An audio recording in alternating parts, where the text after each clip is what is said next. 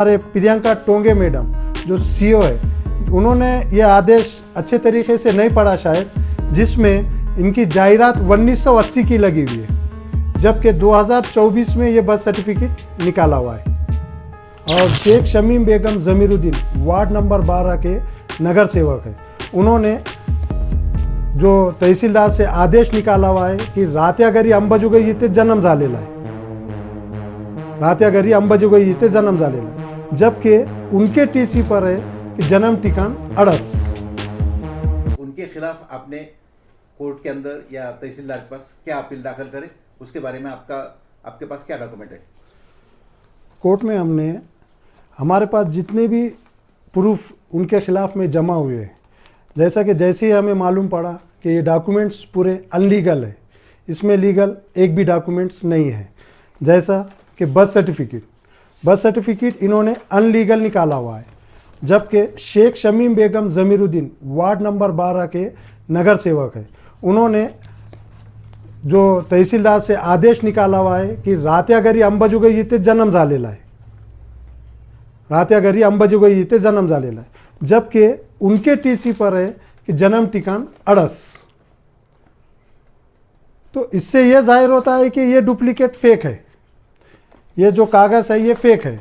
इन्होंने चाहे तहसीलदार से या फिर दूसरों से मैनेज होकर या किसी से होकर ये डॉक्यूमेंट्स निकाले हैं उन्होंने, और ये बताया है कि इनका अंबाजोगाई में जन्म हुआ है, जबकि अंबाजोगाई में जन्म होने के बाद जो आदेश नगर पालिका ने भी, जब तहसील ने नगर पालिका को आदेश दिया कि शेख शमीम बेगम जमीरुद्दीन इनको बर्थ सर्टिफिकेट देण्यात यावे, तो हमारे पास एजुकेटेड पर्सन जो नगर पालिका में है अभी, जो बर्थ सर्टिफिकेट में है, या हमारे प्रियंका टोंगे मैडम जो सीईओ है, उन्होंने ये आदेश अच्छे तरीके से नहीं पढ़ा शायद, जिसमें इनकी जायरात 1980 की लगी हुई है, जबकि 2024 में ये बर्थ सर्टिफिकेट निकाला हुआ है। और 2025 में ये बर्थ सर्टिफिकेट निकालने के बाद इसको गिरदावर का पंचनामा, तलाटी का पंचनामा और पुलिस का पंचनामा है। मुझे ऐसा लगता है कि ये सब तीनों अधिकारी मैनेज होकर ये बर्थ सर्टिफिकेट निकाला गया है। और हमने जो इलेक्शन पिटीशन में केस दाखिल किया है, जिसमें शेख शमीम बेगम जमीरुद्दीन, कहाँ पे दाखिल करें? डिस्ट्रिक्ट कोर्ट में अंबाजोगाई में अभी ये केस दाखिल किया हुआ है। हमें ऐसा लग रहा है कि शेख शमीम बेगम जमीरुद्दीन ये इनकी पैदाइश अड़स है, और इन अड़स को तालुका आता है केज, जबकि इनका कास्ट सर्टिफिकेट जो निकाला हुआ है वो है अंबाजोगाई। अड़स में उनका जन्म हुआ, इसका क्या एविडेंस है आपके पास? मेरे पास इलेक्शन कमीशन ने जो सर्टिफाइड कॉपी, मैंने जो इलेक्शन कमीशन के पास से लिया था, वो मेरे पास सर्टिफाइड कॉपी है, और उनकी सर्टिफाइड में स्टाम्प मार्कर जो उन्होंने मुझे टीसी दी इलेक्शन कमीशन ने, और उन्होंने जो इलेक्शन कमीशन को टीसी पेश किया उसके ऊपर जन्म स्थल अड़स लिखा हुआ है। टीसी जन्म स्थल का पुरावा हो सकता है क्या? जन्म स्थल का पुरावा टीसी है, इसके ऊपर क्लियरली लिखा हुआ है। क्योंकि अगर बर्थ सर्टिफिकेट अगर रहता है तो इनके पास हुआ है अंबाजोगाई का, और जो अनलीगल है, लीगल नहीं है। हमने तहसीलदार के पास ये केस भी किया कि उन्होंने अवैध जन्म प्रमाण पत्र फसवणुकीद्वारे प्राप्त केलेला जन्म प्रमाणपत्र कारवाई करून पोलीस तक्रार दाखल करण्यात यावं म्हणून। तर तहसीलदार ने अभी तक कोई उनके ऊपर एक्शन नहीं लिया, उनके ऊपर कोई कार्रवाई नहीं की। कि हमें ऐसा लग रहा है कि तहसीलदार को ये, तहसीलदार साहब ये मालूम था, तहसीलदार साहब को असल में उनका, तुम्हारा आक्षेप क्या है कि उन्होंने अड़स के रहने वाले? अड़स के रहने में। डॉक्यूमेंट में क्या दिया? डॉक्यूमेंट उनके अड़स के है।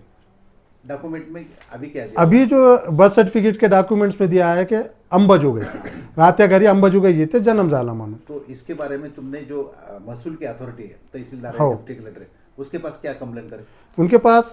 उनके पास ये कंप्लेंट की हुई है की अवैध जन्म नोंदणी व फसवणुकीद्वारे प्राप्त केलेला जन्म प्रमाणपत्रावर कारवाई करून पोलीस तक्रार दाखल करण्यात यानेबाबत। नहीं, वो कंप्लेन के इसमें तुम्हारे पास उनके अड़स होने के डॉक्यूमेंट क्या है? अड़स के हमने उनके पास एक टीसी दिए, बर्थ सर्टिफिकेट दिए, और 2025 के जीआर के अंतर्गत जो उनके ऊपर केस होता है वो हमने उनके ऊपर अभी तहसीलदार के पास साहब हमने दाखिल करी उन्हें।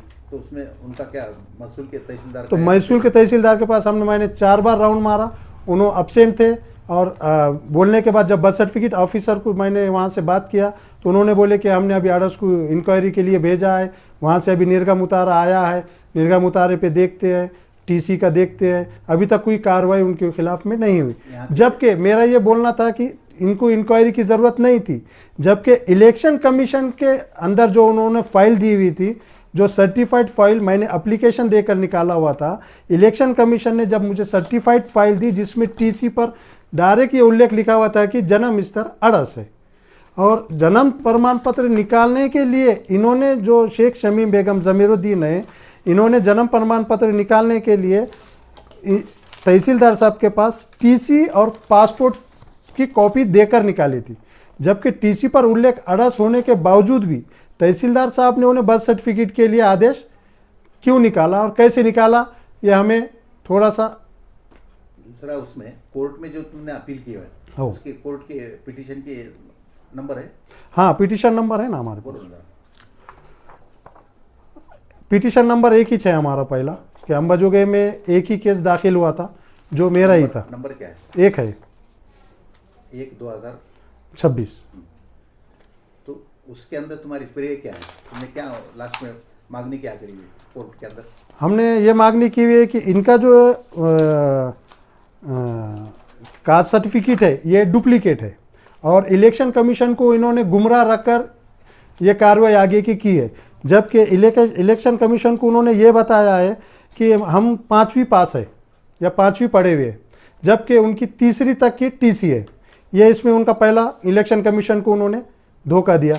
दूसरी बात यह है कि इन्होंने जो भी नाहरकत लगने वाला था, नाहरकत डॉक्यूमेंट्स जो भी प्रॉपर्टी के थे, इन्होंने जो धाउड़ी चेन्नई इनके प्रॉपर्टीज़ जो बताए हुए थे, इन्होंने इनके नाहरकत नहीं बताए, जबकि सिर्फ और सिर्फ अंबाजोगई का नाहरकत बताए।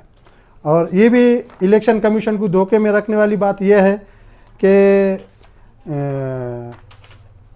इन्होंने खुद होकर लिख कर दिया था कि ज़िला परिषद केंद्रीय प्राथमिक स्कूल, सिर्फ इलेक्शन कमीशन को यह बताया गया कि सिर्फ ज़िला परिषद प्राथमिक स्कूल, ना कि इस पर अड़स डाला हुआ है ना अंबाजोगई डाला हुआ है, क्योंकि इलेक्शन कमीशन को इसमें गुमराह किया गया है कि उनको ये बताया गया है कि सब डॉक्यूमेंट्स लीगल है, जबकि ये अनलीगल है। कोर्ट के अंदर कब दाखिल करे केस? तुमने पिटीशन कब दाखिल करे? कोर्ट कहता है जैसे ही हमारे इलेक्शन हुए। तारीख क्या है? तारीख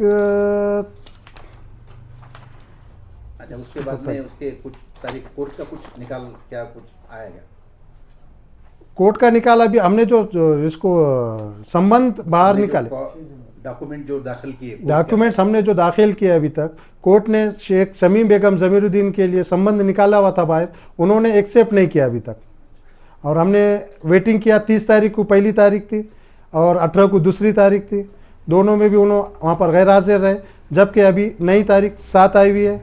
और इसमें देखते हैं हम आगे वो आएंगे अगर, तो हम डायरेक्टली जो कोर्ट में है बर्थ सर्टिफिकेट के डुप्लीकेट डॉक्यूमेंट्स, कास्ट सर्टिफिकेट की पूरी फाइल्स, और इनके कास्ट टीसी पर जो लिखा हुआ है ज़ात का उल्लेख भी नहीं है और पोर्ट ज़ात का भी उल्लेख नहीं है, ये हमने कोर्ट में ये बताने के लिए जो भी प्रूफ है, इलेक्शन पिटीशन से जो भी फाइल हमारे पास लीगल आई हुई है, जो ओरिजिनल फाइल है, जो सर्टिफाइड फाइल है, हमने जो इलेक्शन कमीशन से ली थी वो हमने वहाँ पर कोर्ट में सबमिट किया है, और उसमें ये बताया है कि इलेक्शन कमीशन को ये हमने कोर्ट को बताने की ये कोशिश की है कि टीसी पर ज़ात और पोर्ट ज़ात का उल्लेख ना होने के बावजूद भी इनको कास्ट सर्टिफिकेट मिलता है, आरक्षण का फ़ायदा मिला।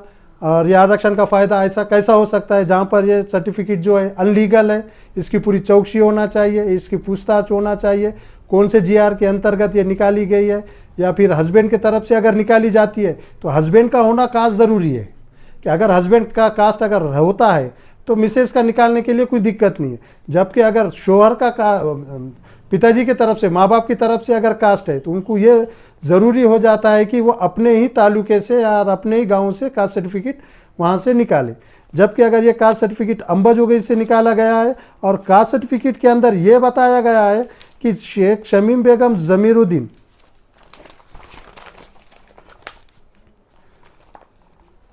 Sheikh Shamim Zamiruddin is her family ordinary resides the village town Ambajogei, taluka Ambajogai, district division Beed, कि ये बताया गया है कि ज़मीरुद्दीन और शेख शमीम बेगम ज़मीरुद्दीन ये अंबाजोगी शिफ्ट हुए।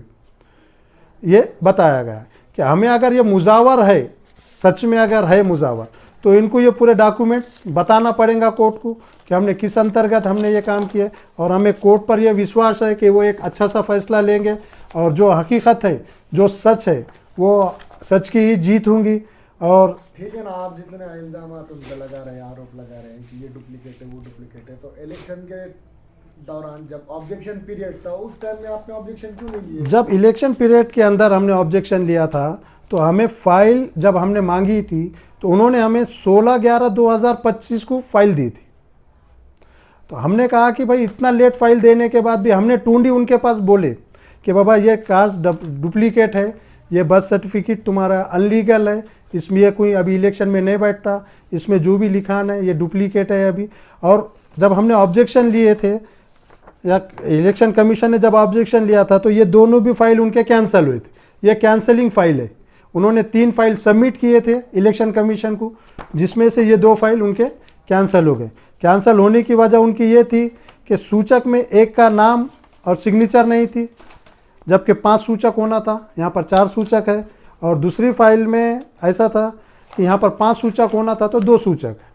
और जबकि इन्होंने शेख शमीम बेगम ज़मीरुद्दीन जो नगर सेवक है, इन्होंने ऐसा यहाँ पर एक एफिडेविट दिया हुआ है कि उन्होंने ये कहा कि इसके अंदर अगर कुछ गलत है, अगर कुछ आढ़ता है, इसके अंदर कुछ गलत मिलता है तो मेरे खिलाफ कार्रवाई की जाए।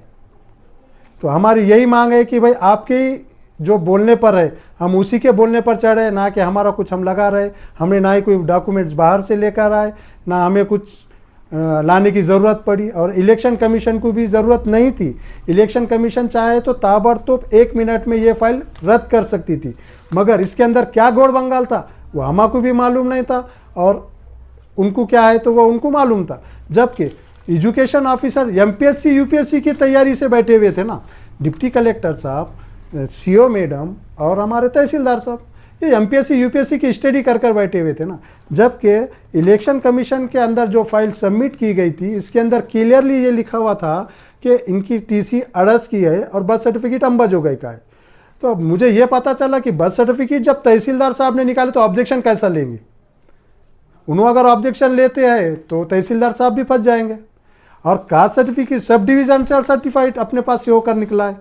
तो मुझे भी ये मालूम पड़ा कि सब डिवीज़न अगर इसके ऊपर ऑब्जेक्शन लेता है कास्ट सर्टिफिकेट पर तो उनके ऊपर भी कुछ तोहमत लग सकती है या कुछ हो सकता है।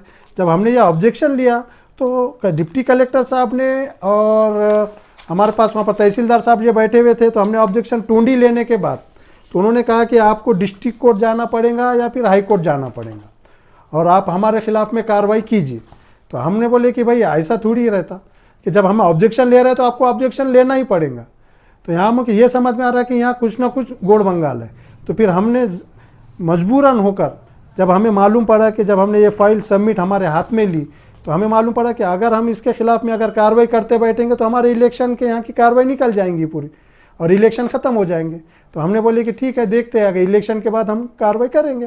तो हमने इलेक्शन के तुरंत ही जो अंदर वक्त था, टाइमिंग था, जो अंदर टाइमिंग था इलेक्शन कमीशन का, इलेक्शन होने के बाद जो हाई कोर्ट डिस्ट्रिक्ट कोर्ट में या कोर्ट में सबमिट करने का टाइमिंग था, वही टाइमिंग के अंदर हमने कोर्ट में फाइल सबमिट कर ली। और इसके बाद अभी ये फाइल कोई सबमिट कर भी नहीं सकता, चाहे हाई कोर्ट हो या सुप्रीम कोर्ट हो या फिर डिस्ट्रिक्ट कोर्ट हो। ये फाइल हमने जब टाइमिंग के अंदर सबमिट की तो इसके आगे की कार्रवाई जो भी रहेंगी तो हमें जो भी कोर्ट फैसला देगा हमें उसके ऊपर एग्री रहेंगे।